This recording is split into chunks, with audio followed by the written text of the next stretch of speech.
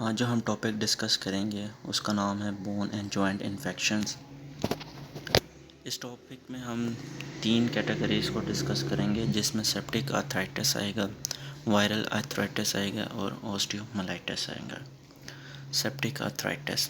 Septic arthritis is a painful infection in a joint. The infection can come from germs that travel through your bloodstream from another part of your body. इसमें infection किसी और part of the body में होगा और spread haematological होगा। Most rapid and destructive joint disease होता है septic arthritis.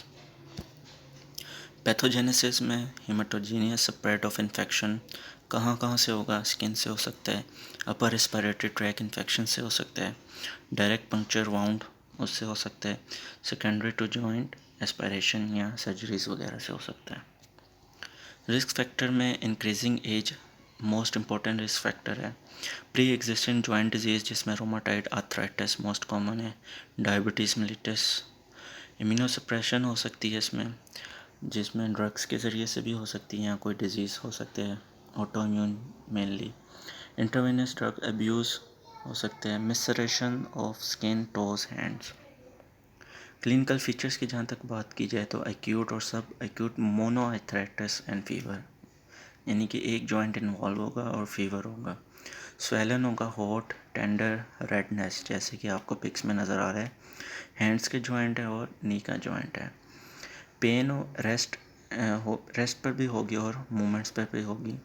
Any joint most often knee and हिप्स, multiple joints pre existing arthritis. इसका मतलब ये है कि मल्टीपल जॉइंट्स उस वक्त इन्वॉल्व होंगे जब पहले से कोई आर्थराइटिस होगा, जैसे रोमाटाइड आर्थराइटिस।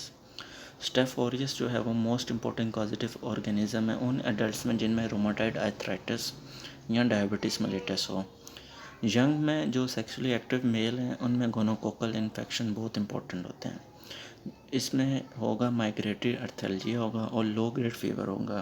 पेनफुल पोस्चुलर स्किन जैसे कि इस हैंड्स में हमें नज़र आ रही है। इन्वेस्टिगेशंस की बात करें तो सबसे इम्पोर्टेंट जॉइंट एस्पायरेशन होगी अंडर इमेज गाइडेंस और या थिएटर में। ये इमेज गाइडेंस और थिएटर में इसलिए करते हैं कि अगर जॉइंट ज़्यादा ही कॉम्प्लिकेट हो गया तो हम इमेज गाइडेंस के थ्रू करेंगे, या प्रोस्थेटिक जॉइंट है तो हम थिएटर में करेंगे। ब्लड कल्चर करेंगे, सेनोविल फ्रूट की ग्राम स्टेनिंग और कल्चरिंग उसकी भी करेंगे। लीकोसाइटोसिस क्योंकि इन्फेक्शन है, WBC काउंट रेज होगा, ESR भी रेज होगा और सी रिएक्टिव प्रोटीन्स भी रेज होंगी। मैनेजमेंट प्लान इसका यही है कि सबसे पहले पेशेंट को एडमिट करना है हॉस्पिटल में। जो अर्जेंट इन्वेस्टिगेशन है जैसे सेनोविल fluid aspiration, culture, gram staining, आप कल्चर स्पोर्टम का यूरिन, वाउंड स्वैब ये करेंगे। उसके बाद आप इंट्रावेनस एंटीबायोटिक शुरू कर देंगे जिसमें फ्लोक्सासिलिन, अगर पेनिसिलिन से एलर्जिक है तो क्लिंडामाइसिन, इंट्रावेनस वैनकोमाइसिन यूज़ करेंगे। अगर रिज़ल्ट आ गया है इन्वेस्टिगेशन का और ग्राम नेगेटिव सेप्सिस हुआ है तो हम उसमें इंट्रावेनस जेंटामाइसिन यूज़ करेंगे। पेन टेंडरनेस है तो हम ओरल और इंट्रावेनस एनाल्जेसिक्स यूज़ करेंगे, आइस पैक्स भी यूज़ कर सकते हैं। जॉइंट की एस्पायरेशन करेंगे वो 1 to 3 टाइम्स डेली करनी है ताकि ड्राइनेस हो, और अरेंज करेंगे फिजियोथेरेपिस्ट ताकि मूवमेंट पैसिव मूवमेंट्स करवाई जाए।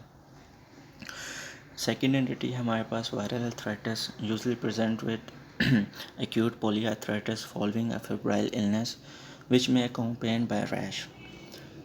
जितने भी वायरल आर्थराइटिस होते हैं वो सेल्फ लिमिटिंग होते हैं, 4 to 6 वीक में सही हो जाते हैं।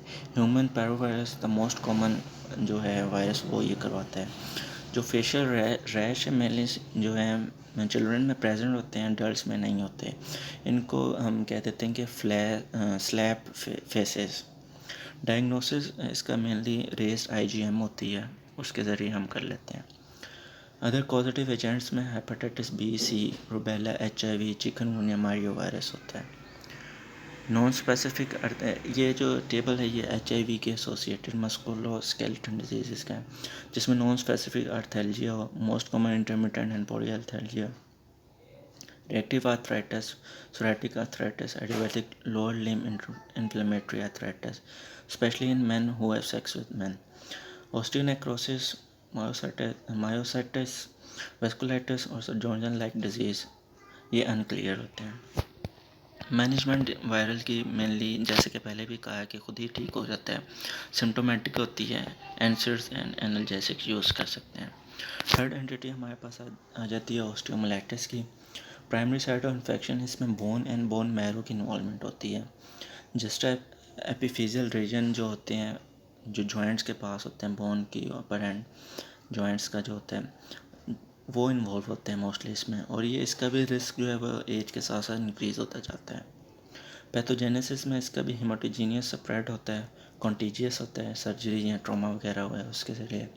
डायबिटीज़ मेलिटस उनमें कॉमन है। इम्यूनोसप्रेसिव जो थेरेपीज़ लेते हैं उनमें कॉमन होता है। HIV इन्फेक्शंस जो हैं उनमें कॉमन है। सिकल सेल डिजीज़ उसमें साल्मोनेला इन्फेक्शन ज़्यादा होता है तो उसकी वजह से भी उनमें कॉमन है।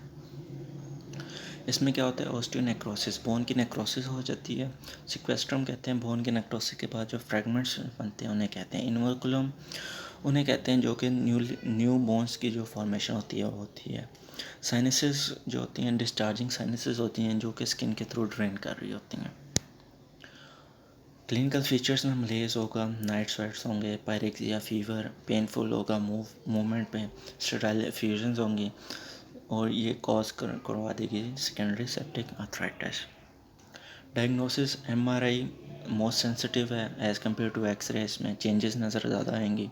कल्चर्स पॉजिटिव आएंगे, एक्सरे पे आप देखेंगे कोई नहीं बोन इन्वोल्यूम तो नहीं है, ऑस्टियोनेक्रोसिस आप देख सकते हैं। रूटीन ब्लड टेस्ट आपने करवाने, ESR and CRP C reactive proteins इसमें रेज होंगी। मैनेजमेंट प्लान इसका सेम होगा जैसे सेप्टिक आर्थराइटिस का हमने डिस्कस किया है, लेकिन इसमें अगर बोन ज़्यादा कॉम्प्लिकेटेड होगी, इन्फेक्शन बहुत ज़्यादा हो गया तो रिसेक्शन करेंगे हम। कॉम्प्लिकेशन में इसमें अमाइलोइडोसिस होता है और स्किन मैलिग्नेंसी होती है। Thank you so much.